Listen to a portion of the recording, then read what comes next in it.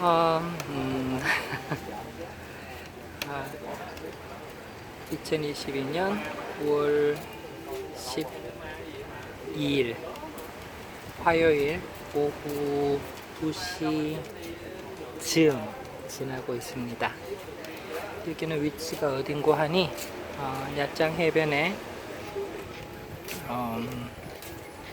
네, 유명한 해피비치 레스토랑트, 카페, 바, 펍, 네, 그 해변입니다. 여기는 사람들이 지나다니는 길이고요. 흔들거리고 있는데 제가 어디 앉아 있느냐? 바로 늘 지나다닐 때 보던 여기 그네 의자에 앉아 있습니다. 위에는 해피비치 본진 레스토랑트 실내고요. 네, 방금 21,000동 주고 1,000원 정도 되죠? 500cc 백컵 맥주 한 캔 완뚝했습니다. 술이 약한지라 이거만 마셔도 알딸딸하니 정신이 오락가락합니다. 해변이 이쁜 데다가 여기가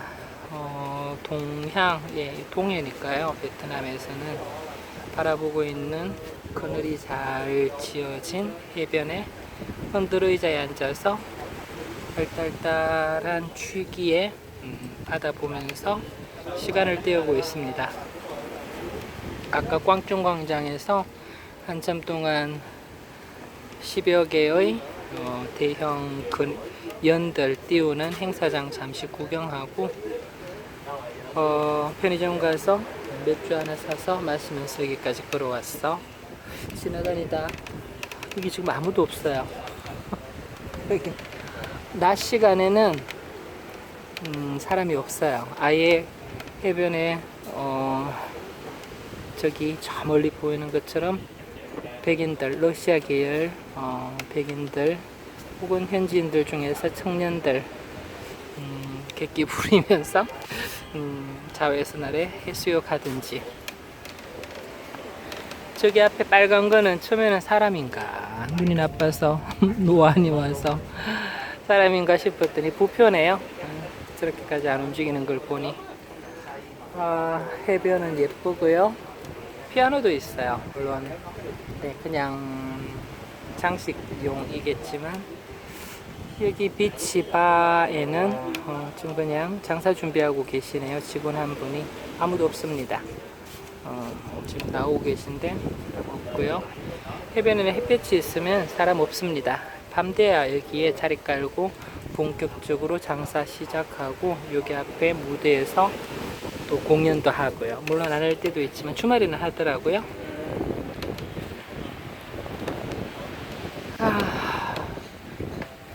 신선 노름이 따로 없군요. 부자 아닙니다. 부자는 아닌데 그 혹자가 그러더군요. 네, 어느 주류 경제학자, TV에 나오는 경제학자 중에서 그래도 객관적으로 중도를 지키면서 현 경제 상황을 비판적으로 잘 이야기하는 경제학자가 이야기하기를 일본도 잃어버린 30년 초기 1980년대였던가요? 그때 플라자 합의 이후에 마구마구 커런시, 엔화 커런시가 되면서 미국에서 강제로요. 그렇게 되면서 오히려 일본 경제는 피폐해졌지만은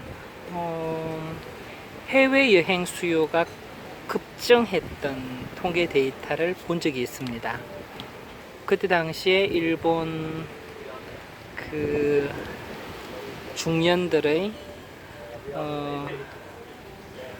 해외 관광 문제시되었던 그 해외 관광도 특히 우리나라에도 많이 왔었죠.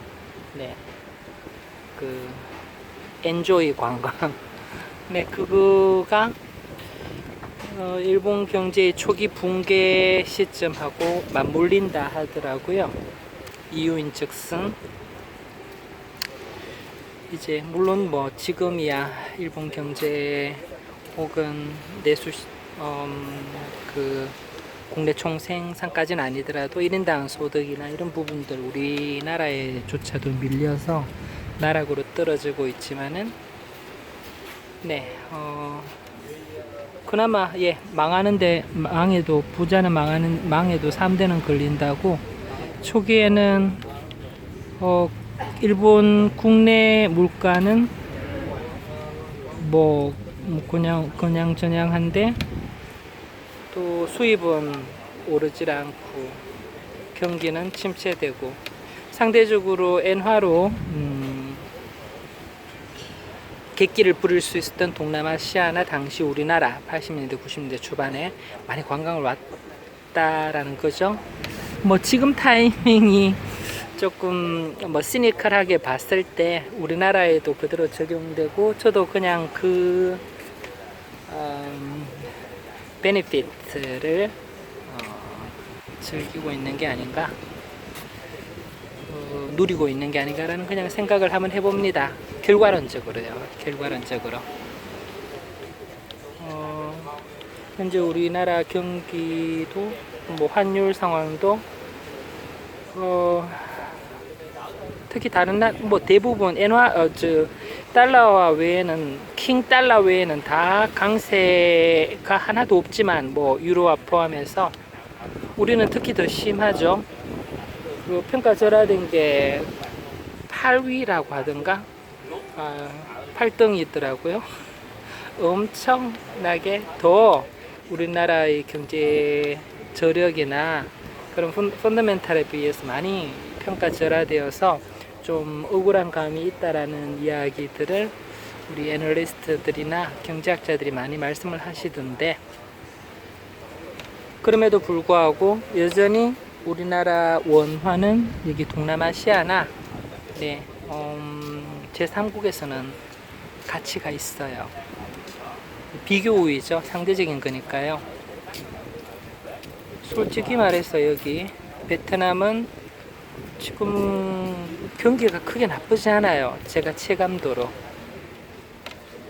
서민들 물가나 여기 상인들이나 이런 사람들의 어떤 아쉬움, 절실함을 체감도로 느껴보면 금방 그거 확인되거든요. 별로 안 아쉬워요. 경제가 활성화되어 있고 성장하고 있다라는 증거죠. 뭐 어느 뉴스에 그러더라고요. 지금 경제 폭망하면서 인플레이션에다가 완전히 지금 엉망진창이 되고 있는 그리스나 아르헨티나 뭐 또 뭐 그런 나라들 있잖아요. 그런 데는 서민 물가도 엉망진창인데다가 그래 놓으니까 해외에서 들어오는 유입되는 자금들에 그렇게 목말라하고 아쉬워하고 절실한 부분이 있는데, 왜냐면 그만큼 힘들다는 얘기죠. 근데 여기는 아니에요. 인구 1억에다가 성장, 지금 아직 성장 국면이거든요. 계속 경제가 성장 중이에요. 그래서 그렇게 아쉽지가 않아 보여요. 물론 환율상의 차이로 이제 동북아시아, 중국, 한국, 일본의 어떤 그런 자본이나 혹은 투자나 혹은 지출, 소비에 굉장히 목매는 부분은 분명히 있지만은 그렇게 아쉽지 않은 것 같아요. 자체 내에 1억이 넘는 인구의 내수시장 활성화에 충분한 저력을 갖고 있으니까요. 뭐야 이거? 녹화되고 있구나. 녹화 또 꺼진 줄 알았잖아요. 제 폰이 워낙 고물이라서 중간에 잘 꺼져요. 또 꺼진 줄 알고 실언할 뻔했네. 욕 나올 뻔했어. 이 10년이 넘은 폰이다 보니까 자주 이런 해프닝이 벌어집니다. 안 꺼졌군요. 아직 살아있었네 너. 기특해. 아주 기특해. 아무튼 그런 상황에서 타이밍이죠. 모든 것은 이 타이밍에는 네 즐겨야죠. 인생 뭐 별거 있나요? 카르페 디엠. 네, 시간을 잡아라. 뭐 직역하면 그렇지만은 현실을 즐기고, 미래는 나의 것이 아니고 내일은 내 시간이 아니고 그저 선물로 다시 주어질 뿐인 것을 누가 장담하고 자만할 수 있겠습니까? 그냥 현실에 내게 주어진 이 시간을 감사히 여기고 즐기고 그러는 수밖에요. 그게 내게 주어진 거의 다인 것을요. 이럴 수 있는 시간이 또 얼마나 더 있을지도 모르고 그저 그냥 타이밍 맞아서 감사히 여기고 즐길 뿐입니다. 이런 상황이 또 얼마나 더 지속될지 물론 네, 국내 경기도 좋지 않고 네, 환율도 지금 자꾸 오르고 해서 달러 바꾸기도 부담스럽고 하지만은 상대적으로 우리나라 환율이 강세를 가지고 상대적으로 강세를 여전히 예전에 비해서는 아니겠지만요 많이 올랐어요. 사실 여기 베트남 동화에 비해서도 사실은 그 20분의 1이었는데 좀 많이 이렇게 상쇄가 되었어요. 네. 예를 들어 제일 큰 그 통화 화폐인 50만 동을 기준으로 했을 때 예전 같으면 25,000원이었는데 지금은 거의 3만 원 정도까지 될 정도로 그만큼 지금 이제 우리 원화가 여기서도 약세에 처해 있는 입장입니다.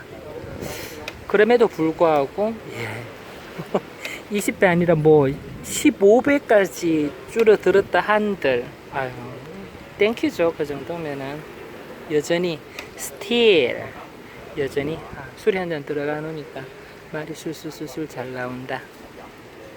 그래서 그냥 그 메리트를 즐기고 있습니다. 네. 시큐리티? 네. 경찰인 줄 알았네. 아니었군요.